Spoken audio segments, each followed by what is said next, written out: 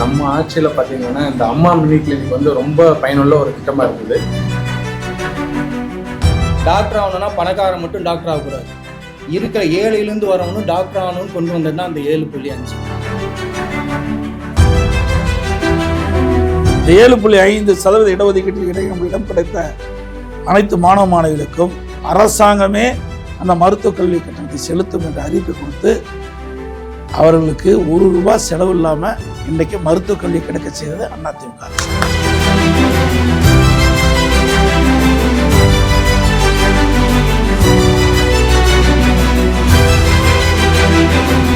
அதிமுக கட்சியை பொறுத்த வரைக்கும் ஆளுங்கட்சியாக இருந்தாலும் எதிர்கட்சியாக இருந்தாலும் மக்களுக்கு தேவையான உதவிகளை தொடர்ந்து செயல்பட்டு கொண்டிருக்கின்றது.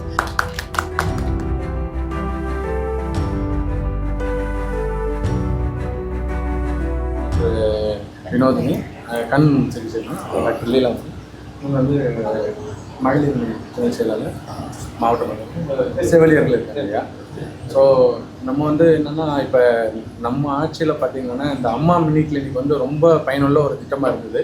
காரணம் பார்த்திங்கன்னா 2 சுகாதார நிலையங்கள் இருக்கும். ஒரு 30,000 பாப்புலேஷனுக்கு தூரம் 8 கிலோமீட்டர் 10 கிலோமீட்டர். பட் நடுவில் நம்ம ஒவ்வொரு கிராமத்துக்கும் ஒரு ஊராட்சிக்கும் கொடுக்கும்போது மக்கள் வந்து வேலைக்கு போயிட்டு வரவங்க சாயங்காலத்தில் ஈஸியாக போய் பார்த்துக்கலாம். ரொம்ப குறிப்பாக சொல்லணும்னா இந்த போலி மருத்துவரோட இதை வந்து அது ரொம்ப போக்குச்சு. MBBS படித்த பதிவு பெற்ற மருத்துவர்களுக்கு வந்து சிகிச்சை பெறக்கூடிய வசதி வந்து அந்த கிராமப்புறங்களில் இருந்தது. இப்போ அது இல்லாமல் போயிடுச்சு. அது வந்து மிகப்பெரிய ஒரு இது. நம்ம கொண்டு வந்த திட்டத்தில் அது மக்கள் பயங்கரமான வரவேற்பு இருந்தது. இப்போ ஒவ்வொருத்தரும் நம்ம 8 கிலோமீட்டர் 10 கிலோமீட்டர் நைட்டில் போக வேண்டிய ஒரு சூழல் ஏற்படுது. அதனால் கண்டிப்பாக அதை வந்து மீண்டும் ஐயா வந்தீங்கன்னா அது கண்டிப்பாக எடுத்துன்னு வரணும்னு ஒரு கோரிக்கைங்க. பொறுத்த வரைக்கும் அதிமுக ஆட்சியில் ஏழைகளுக்கு சிறப்பான சிகிச்சை அளிக்க வேண்டும் என்ற அடிப்படையில் தான் கிராமத்திலிருந்து நகர வரை ஏழை மக்கள் அதிகமாக வசிக்கின்ற பகுதியை தேர்வு செஞ்சு அங்கே ஒரு அம்மா மினி கிளினிக் நாங்கள் திறந்தோம். சுமார் 2000 அம்மா மினி கிளினிக் திறக்கப்படும் என்ற அறிவிப்பை கொடுத்து கிட்டத்தட்ட 90% அம்மா மினி கிளினிக் நாங்கள் திறந்தோம். ஒவ்வொரு அம்மா மினி கிளினிக்லையும் ஒரு MBBS மருத்துவர், ஒரு செவிலியர், ஒரு மருத்துவ உதவியாளர் இருந்தோம். இதில் அந்தந்த பகுதியில் இருக்கின்ற ஏழைகளுக்கு அங்கேயே ஒரு நல்ல சிகிச்சை கிடைச்சது. பக்கத்தில் அம்மா கிளினிக்கு மினி கிளினிக்கில் வந்து நல்லா பார்க்குறாங்கன்னு சொன்னாங்க. அதனால் நாங்கள் வந்திருக்கோம் பார்க்கலான்னு. நல்லா பார்க்குறாங்க, டேப்லெட்லாம் டாக்டர்ஸும் நல்லா இதுவாக பேசுகிறாங்க. ஆனால் இது மக்களிடத்தில் மிகப்பெரிய வரவேற்பு வந்த காலத்தினால அரசியல் கால்புஷன் காரணமாக திராவிட முன்னேற்ற கழக முதலமைச்சர் ஸ்டாலின் அவர்கள் அந்த திட்டத்தை ரத்து பண்ணிட்டார். மீண்டும் மக்களுக்கு பயனளிக்கக்கூடிய, குறிப்பாக ஏழை மக்களுக்கு பயனளிக்கக்கூடிய இந்த அம்மா மினி கிளினிக் திட்டம் தொடங்கப்படும். ஐயா, நான் டாக்டர் விஜய் வெங்கடேஷ் ஐயா. ஃபஸ்ட்டு நான் உங்களுக்கு ரொம்ப நன்றி சொல்லுங்க ஐயா. ஏன்னா நீங்கள் சொன்னீங்க அம்மா கிளினிக் வந்து ஒரு பயனுள்ள திட்டம். அது வந்து இப்போ இருக்க அரசு அதை மூடிடுச்சு. ஆனால் அது நீங்கள் ஆட்சியில் இல்லைனாலுமே வெள்ளூர்லேயும் காட்பாடியிலையும் நீங்கள் வந்து உங்கள் கையால் திறந்து வச்சிங்க. அது வெள்ளூர் மக்களுக்கும் சரி காட்பாடி மக்களுக்கும் சரி ஒரு வரப்பிரசாதமாக இந்த வாட்டி அமைஞ்சிருக்கு. இது வரைக்கும் நம்ம இப்போ வந்து அந்த கிளினிக்கில் கிட்டத்தட்ட நம்ம வந்து 5000 பேர்த்துக்கு மேலே இலவசமாக வைத்தியம் கொடுத்துருக்கோம். அதே மாதிரி அவங்களுக்கு ஆர்த்தோசிஸ்ன்னு சொல்லக்கூடிய நடக்க முடியாத வீல் சேரோ இது எல்லாமே கொடுத்துருக்கோம். இதனால இப்போ அந்த இடத்துல மக்கள் அவ்வளோ பயனடைஞ்சிருக்காங்க. மறுபடியும் இன்றும் என்றும் நீங்கள் வரணுன்றது எதிர்பார்க்குறது அவங்களோட எண்ணம், எங்களோட எண்ணம் ஐயா. ரெண்டாவதுங்க ஐயா, நம்மளோட இதில் முதலாட்சியில் நீங்கள் வந்து நீட்டு தேர்வில் கவர்மெண்ட்டோட ஸ்டூடெண்ட்ஸ் அடிப்படையாக பாமர மக்களில் படித்து டாக்டர் ஆகணும்னா பணக்காரன் மட்டும் டாக்டர் ஆகக்கூடாது, இருக்கிற ஏழையிலேருந்து வரவனும் டாக்டர் ஆகணும்னு கொண்டு வந்தது தான் அந்த 7.5. அதை நீங்கள் எப்படி யோசிச்சிங்கன்னு தெரியல. ஆனால் அந்த மாதிரி ஒரு விஷயம் வேறு யாரும் யோசிப்பாங்களான்னு எனக்கு தெரியல. அதையும் தாண்டி இந்த வாட்டி நீங்கள் பண்ணது அதை 10% உருவாக்கியிருக்கீங்க. ஏன்னா இப்போ எல்லாம் சொல்கிறாங்க நீ நீட்டுக்கு நான் கோச்சிங் போகிறேன் இதுக்கு போன்றேன்றாங்களே தவிர எத்தனை அடிப்படை மக்களுக்கு அது கிடைக்குதுன்னு தெரில. ஆனால் அவங்களுக்கு கிடைக்க வேண்டிய உரிமையை ஒரு மருத்துவராக இருந்தால் பணக்காரங்களுக்கு மட்டும் மருத்துவம் கிடையாது, ஒரு ஏழையில் ஒரு விவசாயி இருந்தாலும் அவனோட பையனும் மருத்துவம் படித்து ஒரு டாக்டராகி மக்களுக்கு உதவணும் நீங்கள் செஞ்சதுக்கு எங்களோட மனமார நன்றிங்க ஐயா. டாக்டர் ஒரு கருத்தை சொன்னார். இன்றைக்கு அரசு பள்ளி படிக்கின்ற மாணவர்கள் அவருக்கு பயனளிக்கக்கூடிய அற்புதமான திட்டம் 7.5% உள்ளிட ஒதுக்கீடை கொண்டு வந்து சட்டமேற்றப்பட்டு அமுல்படுத்தப்பட்டு அதன் மூலமாக அரசு பள்ளி படித்த ஏழை நடுத்தர மக்கள் இன்றைக்கு சுமார் 3000 பேர் இன்றைக்கு மருத்துவக் கல்வி கிடைச்சிருக்குது. இந்த இடஒதுக்கீட்டில் கிடைக்கப்பட்ட அந்த இளைஞர்கள் மாணவர் மாணவிகள் அவருடைய பொருளாதாரம் சூழ்நிலை காரணமாக ஏழையாக இருக்கின்ற காரணத்தில் கல்வி கட்டணம் கூட செலுத்த முடியாத ஒரு சூழ்நிலை, மருத்துவ கல்வி கட்டணம் செலுத்த முடியாது.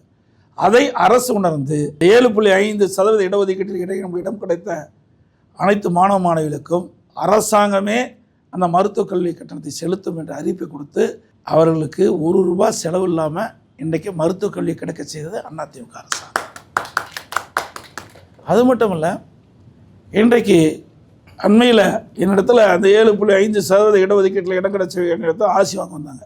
அப்போ நான் ஒரு மாணவி கேட்டேன், தாராமத்திலிருந்து. அந்த மாணவி சொன்னாங்க, நான் 600 மார்க்கு நான் நீட்டில் எழுதி நான் பெற்றுக்கிற மார்க். இதுக்கு முந்தி அரசு பள்ளியில் படிக்கின்ற மாணவர்கள் நீட்டுனா ஒரு பய உணர்வோடு இருந்தது. இன்றைய தினம் இந்த அரசு பள்ளி படிக்கின்ற மாணவர்கள் மற்ற மாணவர்களுக்கு இணையாக தங்களை வளர்த்துக்கிட்டாங்க. இது ஒரு பெரிய அச்சீவ்மெண்ட்டு தான். இப்படி மாணவர்களிடத்தில் ஒரு பெரிய மாற்றத்தை இந்த இடஒதுக்கீடு செயல்படுத்தியிருக்கிறோம்.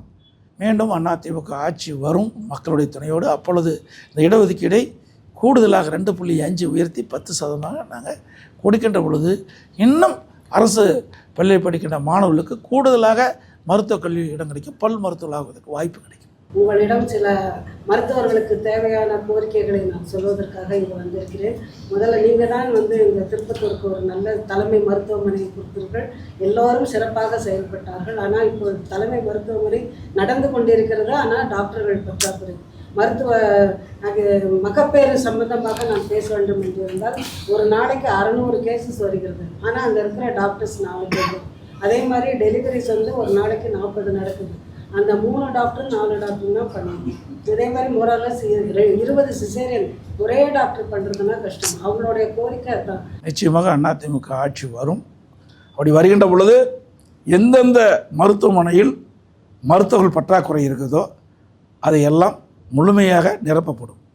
இன்றைக்கு ஆரம்ப சுகாதார நிலையம் மேம்படுத்தப்பட்ட ஆரம்ப சுகாதாரம், தாலுக்கா மருத்துவமனையாக சரி, மாவட்ட மருத்துவமனையாக இருந்தாலும் சரி, இல்லை மருத்துவக் கல்லூரி மருத்துவமனையாக இருந்தாலும் சரி, இந்த மருத்துவமனைகளெல்லாம் டாக்டர் பற்றாக்குறை இருப்பின் அதையெல்லாம் கணக்கிட்டு எந்தெந்த துறையில் எவ்வளோ மருத்துவர்கள் தேவை என்பதெல்லாம் கணக்கிட்டு அதற்கு ஏற்றவாறு அந்த காலி இடங்கள் அனைத்தும் நிரப்பப்படும். அதேபோல் செவிலியர்களும் தேவைக்கேற்ப அனைத்து மருத்துவமனைகளிலும் நியமிக்கப்படுவார். அதிமுக ஆட்சியில் 35,000 மருத்துவ பணியிடங்கள் நிரப்பப்பட்டோம். மருத்துவர்கள், செவிலியர்கள், மருத்துவ சார்ந்த பணியாளர்கள் சுமார் 35,000 பேர் காலிப்பணிகள் முழுவதும் நிரப்பப்பட்டோம். தற்போது திராவிட முன்னேற்ற கழக ஆட்சியில் 11 மருத்துவக் கல்லூரி மருத்துவமனை நாங்கள் திறந்தோம். அம்மா இருக்கும்போது 6 மருத்துவக் கல்லூரி. ஆக மொத்தம் 10 ஆண்டுகள் 2011 2023 வரை 17 அரசு மருத்துவக் கல்லூரி மருத்துவமனை திறந்தோம். அங்கேயும் இந்த கோரிக்கை வச்சுருக்கிறாங்க. மருத்துவக் கல்லூரி மருத்துவமனைக்கு போகும்போது அங்கேயும் பல துறைகளில் மருத்துவர்கள் காலியிடம் இருப்பதாக சொன்னாங்க. அதிமுக ஆட்சி நிச்சயம் வளர்கின்ற பொழுது அந்த மருத்துவக் கல்லூரி மருத்துவமனையிலும் எவ்வளவு இடங்கள் காலியாக இருக்கின்றதோ தேவையான அளவுக்கு மருத்துவர்கள் நியமிக்கப்படுவார்கள், செவிலியர் நியமிக்கப்படுவார்கள், மருத்துவ சார்ந்த பணியாளர்களும் நியமிக்கப்படுவார்கள். அதில் மெயின் என்ன சொல்கிறாங்கன்னா, இந்த ஆட்சியில் மனதளவில் ரொம்ப பாதிச்சிருக்கு. ஸ்ட்ரெஸ் ரொம்ப ஜாஸ்தி இருக்குங்க. யாருமே பணிச்சுமை அதிகமாக இருக்கிறதுனால சமீபத்தில் நம்ம மாவட்டத்திலே பார்த்தீங்கன்னா ஒரு மருத்துவர் தற்கொலை பண்ணிக்கணும் ஒரு நிகழ்வு கூட நடந்தது இங்கே வாணியம்படியில். உங்களுடைய ஆட்சியில் அண்ணன் KC வீரமணி அவர்கள் இப்போ சுகாதாரத்துறை அமைச்சராக இருக்கும்போது எளிதில் அணுகக்கூடிய ஒரு நபராக இருந்தார். நாங்கள் போயிட்டு நேராக வீரமணி அண்ணன்கிட்ட இது வேணும் அது வேணும்னு இங்கே இருக்கிற இந்த மாவட்டத்தில் இருக்கிற ஆட்கள் அணுகக்கூடிய ஒரு நபராக இருந்தார். ஆனால் இப்போ இருக்கிற காலகட்டத்தில் இப்போ இருக்கிற சுகாதாரத்துறை அமைச்சரை பார்க்கவும் முடியல. எண்ணற்ற கோரிக்கைகள் எல்லாம் டெய்லி போராட்டம் அது இது நடத்தினா கூட இவங்களை பணி நிரந்தரம் செய்யல. இந்த மாதிரி பல விஷயங்கள் இருக்கும்போது ஆனால் அவங்க வாக்குறுதி கொடுத்தாங்களே தவிர எதுவுமே செய்யலை. அதே போல் பல திட்டங்கள் கொண்டாந்தாங்க. என்னன்னு பார்த்தீங்கன்னா மக்களை தேடி மருத்துவம் சொன்னாங்க, நலம் காக்கும் ஸ்டாலின் சொன்னாங்க. எல்லாமே பெயரளவில் தான் இருக்குதே தவிர மக்களுக்கு சென்று சேரக்கூடிய ஒரு நல்ல திட்டங்களாக இல்லை. மக்களுக்கு எளிதாக சிகிச்சை அளிக்கக்கூடிய அளவிற்கு அதே போல் மருத்துவர்களும் எந்தவித மன உளைச்சலும் இல்லாமல் சிறப்பான சிகிச்சை அளிக்கக்கூடிய அளவுக்கு தேவையான மருத்துவர்கள், செவிலியர்கள், இதர மருத்துவ பணியாளர்கள் நியமிக்கப்படுவார்கள். என்னதான் தலைமை ஹாஸ்பிட்டல் இருந்தாலுமே ஒரு ரெஸ்பான்சிபிலிட்டி எடுத்து பார்க்க மாட்டேங்கிறாங்க. ஆனால் நீங்கள் சின்ன கிளினிக்காக இருந்தாலுமே உங்கள் சக்திக்கு முடிஞ்ச அளவுக்கு அதை டயக்னோஸ் பண்ணி சொல்றதுல எங்களுக்கு ரொம்ப சந்தோஷம்னு சொல்லிட்டு நாங்கள் டெய்லியுமே ஒரு 15 பேஷண்ட் 20 பேஷண்ட்டை பார்க்குறோம். ஒரே மனசு சந்தோஷமா இருக்கு. இதை நீங்க அடுத்த ஆட்சிக்கு வரும்போது இது இன்னும் பெருசு பண்ணி எல்லா மாவட்டத்திலையும் கொண்டு வந்தா சந்தோஷமா இருக்கு. அதாவது அதிமுக ஆட்சி இருந்தாலும் இல்லாவிட்டாலும் மக்கள் பணி தொடர்ந்து செயல்படுத்தணும். நம்முடைய இயக்கத்தின் சார்பாக பல இடங்களில் மருத்துவ முகாம் நடத்துகிறோம். எல்லா இடத்துலையுமே பெரும்பாலான மாவட்டங்களில் அதிமுக சொந்த செலவில் உங்களை போல இருக்கின்ற மருத்துவர்களை வைத்து மருத்துவமாக நடத்துகிறோம். ஏழைகளுக்கு உரிய சிகிச்சை கொடுக்குறோம். அவர்கள் நீங்கள் சொன்ன உழைக்கின்ற மக்கள் தன் உடலில் என்ன நோய் இருக்குன்னு தெரியாமலே உழைச்சிட்டு இருக்கிறாங்க. அப்படிப்பட்ட மக்கள்லாம் இந்த மருத்துவ முகாமில் கலந்து கொண்டு அவர்களுக்கு தேவையான சிகிச்சை கொடுக்குறோம். திருப்பத்தூர் மருத்துவமனை எம்ஆர்ஐ ஸ்கேன் அப்படின்னு வந்துருக்கு சார். அதோட ரிசல்ட் வந்து ஒரு வாரம் ஆகுது, வெளியில் போயிட்டு தான் ரிசல்ட் வருது. அதுக்குள்ளே நோயோட உடல்நிலை ரொம்ப மோசமாக இருக்குது. அதாவது ஏற்கனவே அரசு மருத்துவக் கல்லூரி மருத்துவமனையில் எம்ஆர்ஐ ஸ்கேன் நிறையா நாங்கள் பொருத்தி இருக்கிறோம். அதிமுக ஆட்சிக்கின்ற வரைக்கும் எந்தெந்த மருத்துவமனையில் மருத்துவக் கல்வி தேவையோ அதையெல்லாம் நாங்கள் உலக வங்கியுடன் நாங்கள் வாங்கி கொடுத்துருக்குறோம். நீங்கள் சொன்ன கோரிக்கையும் எதிர்காலத்தில் நிறைவேற்றப்படும். ஆக்சுவலாக நான் சொல்ல வந்தது என்னங்கய்யா, மக்களுக்கும் பாதுகாப்பு இந்த ஆட்சியில் இல்லை, மருத்துவருக்கும் இந்த ஆட்சியில் பாதுகாப்பு இல்லை. அதுக்கு பார்த்தீங்கன்னா கிண்டியில் அவ்வளோ பெரிய மருத்துவமனையில் ஒருத்தனை போய் குத்திட்டு வராங்க. இதே அடுக்கம்பாறை வெள்ளூரில் உள்ளே போய் ஒரு பேஷண்ட்டை இது பண்ணிட்டு வராங்க. ஸோ மக்களுக்கும் பாதுகாப்பை நாங்கள் இழந்துட்டோம். மக்களை காப்பாற்றுற மருத்துவராக இருந்து எங்களுக்குமே இந்த பாதுகாப்பு இல்லை. ஸோ பணியில் போகிற ஒரு டாக்டரும் அங்கே போகும்போது ஒர்க் ப்ரெஷர்ன்றதோட நம்மளோட லைஃப் ப்ரெஷர் அதிகமாகிடுச்சு. ஸோ அது வந்து இது வரைக்கும் நம்மளோட ஆட்சியில் இருந்ததும் கிடையாது, இருக்கவும் இருக்காதுன்றது எங்களுக்கு தெரியும். ஆனால் உங்கள் வாயால் எங்களுக்கு பாதுகாப்பு அளிக்க நீங்கள் சொன்னால் அதுவே எங்களுக்கு தெய்வம் சொன்ன மாதிரி. ரொம்ப நன்றிங்க ஐயா. ஆகவே அதிமுக ஆட்சி பொறுத்த வரையும் மருத்துவர் மட்டுமல்ல ஒட்டுமொத்த மக்களுக்கே பாதுகாப்பு அளிக்கப்படும். சரி.